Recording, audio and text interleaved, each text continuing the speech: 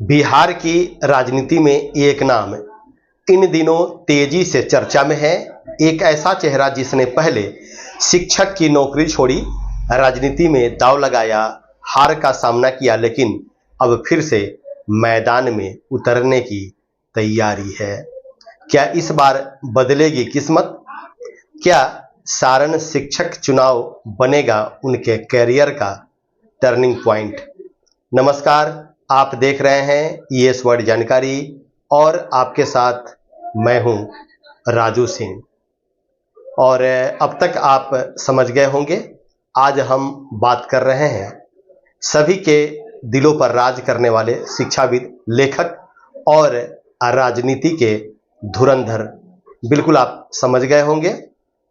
इसके बाद भी अभी समझ में संशय है तो वीडियो के अंत तक बने रहिए और गेस करते रहिए आखिर कौन है यह व्यक्ति। तो वे पूर्वी चंपारण के घोड़ा सहन प्रखंड के कवैया पंचायत से आने वाले एक ऐसे चेहरे हैं जिन्होंने शिक्षा और राजनीति दोनों क्षेत्रों में अपनी पहचान बनाने की पुरजोर कोशिश करते रहे हैं। वे लंबे समय तक शिक्षक रहे और समाज में एक शिक्षित, जागरूक व्यक्ति के रूप में जाने जाते हैं। लेकिन उनके अंदर राजनीति में कुछ बड़ा करने की चाह रही है और यही चाह उन्हें कक्षा से लेकर चुनावी मैदान तक ले आई और उन्होंने शिक्षक से नेता बनने का एक बड़ा और जोखिम भरा फैसला ले लिया। उन्होंने अपनी शिक्षक की नौकरी से इस्तीफा दे दिया। यह कोई छोटा और साधारण काम नहीं था। सरकारी नौकरी छोड़ना मतलब एक सुरक्षित जीवन को छेड़ना। लेकिन उन्होंने राजनीति को अपना भविष्य माना और फिर शुरू हुआ उनका पहला और बड़ा चुनावी सफर। उन्होंने ढाका विधानसभा सीट से चुनाव लड़ा। यह उनका पहला बड़ा राजनीतिक इम्तिहान रहा।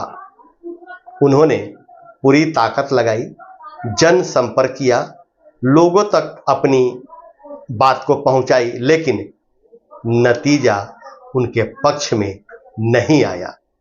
उन्हें बड़ी हार का सामना करना पड़ा। यहीं से उनकी राजनीति पर सवाल भी उठे।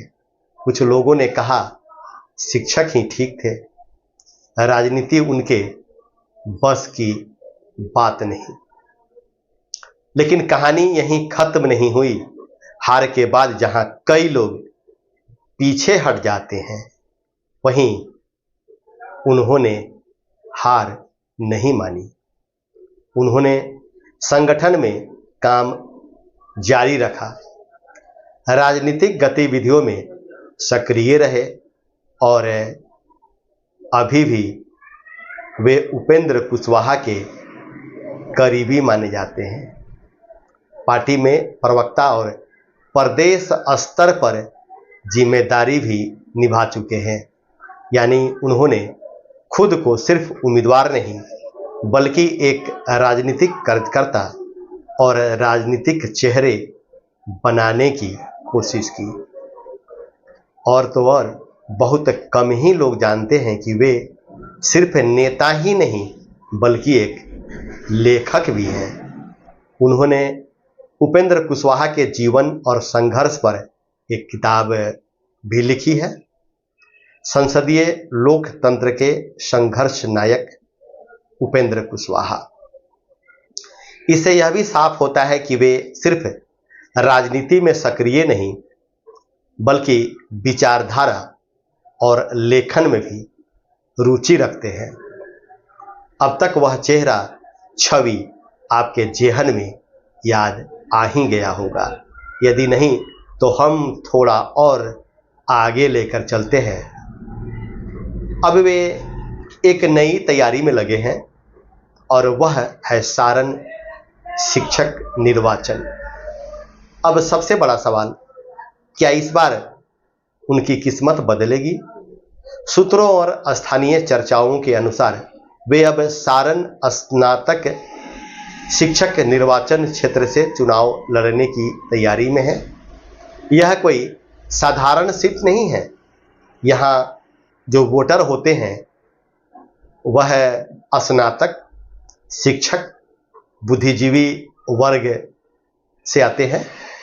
यहाँ चुनाव सिर्फ जाति या भावनाओं से नहीं बल्कि शिक्षा, छवि और नेटवर्क से जीता जाता है। तो अब हम बात करते हैं क्या है उनकी ताकत और कमजोरी।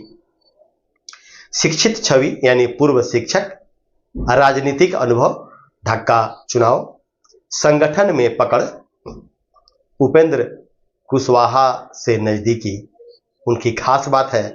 तो कुछ निराशा वाली बात भी है, जैसे पहले चुनाव में हार, बड़े स्तर पर पहचान अभी भी सीमित, मजबूत प्रतिस्पर्धाओं की संभावना। इन सब के आखिर क्या कहता है राजनीतिक समीकरण। हमें लगता है कि सारण शिक्षक सीट पर मुकाबला इनके लिए आसान नहीं होगा। यहाँ पहले से ही कई मजबूत चेहरे सक्रिय रहते हैं और निश्चित होंगे भी, और हर उम्मीदवार के पास अपना नेटवर्क होता है। ऐसे में इनके लिए यह चुनाव करो या मरो जैसा साबित हो सकता है। अगर वे जीतते हैं तो यह उनके राजनीतिक करियर का सबसे बड़ा उछाल होगा, और अगर हारते हैं तो आगे की राह बहुत ही कठिन हो सकती है। पहले शिक्षक फिर नेता, पहले हार चुके लेकिन अब फिर मैदान में। क्या इस बार वे इतिहास बदलेंगे या फिर राजनीति उन्हें फिर से झटका देगी? यह तो आने वाला चुनाव ही बताएगा।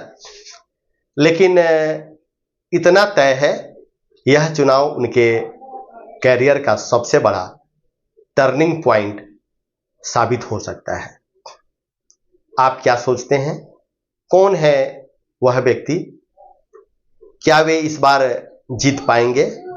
कमेंट में अपनी राय जरूर बताएं और चैनल को सब्सक्राइब करना न भूलें। हार से जो न रुका वही असली खिलाड़ी है। अब सारण की धरती पर किस्मत से उनकी बारी है। नमस्कार, शुभ रात्रि।